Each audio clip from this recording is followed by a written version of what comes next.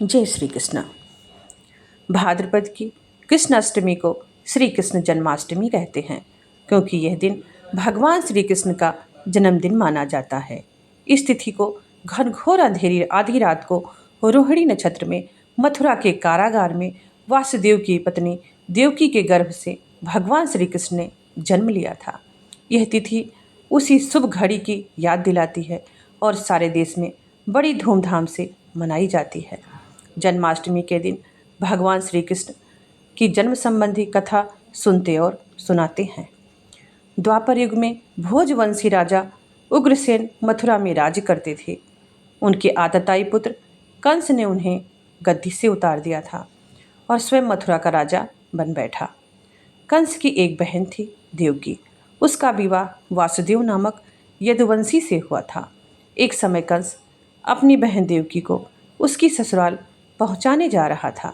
रास्ते में आकाशवाणी हुई, हे कंस, जिस देवकी को तू बड़े प्रेम से लेके जा रहा है उसी से जन्मा 8वां पुत्र तेरा काल होगा, तेरा वध करेगा।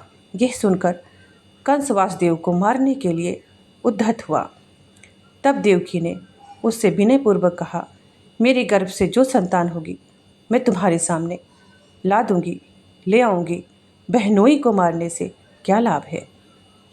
कंस ने देवकी की बात मान ली और मथुरा वापस चला आया। उसने देवकी और वासुदेव को कारागृह में डाल दिया।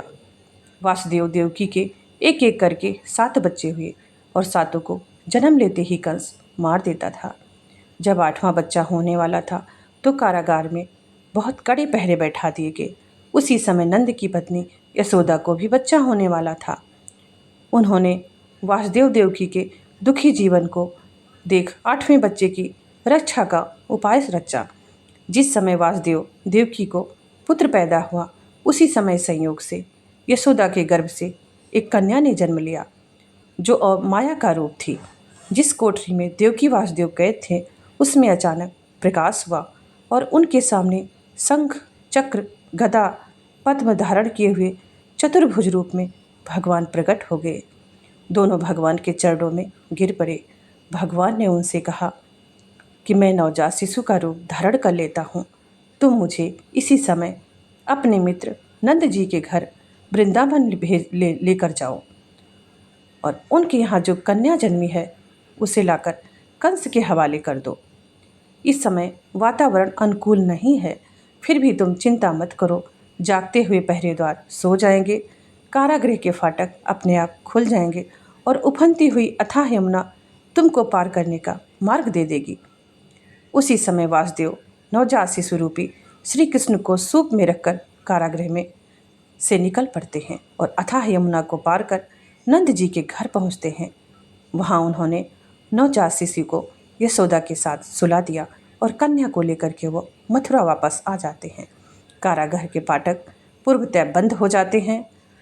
जब कंस को सूचना मिलती है कि देवकी और वासुदेव के 8वीं संतान ने जन्म ले लिया है तो वो बंदी गृह में जा कर के देवकी के हाथ से नवजात कन्या को छीन कर वो पृथ्वी पर पटकना चाहता है, परंतु वह कन्या आकाश में उड़ जाती है और कहती है, अरे मूर्ख, मुझे मारने से क्या होगा।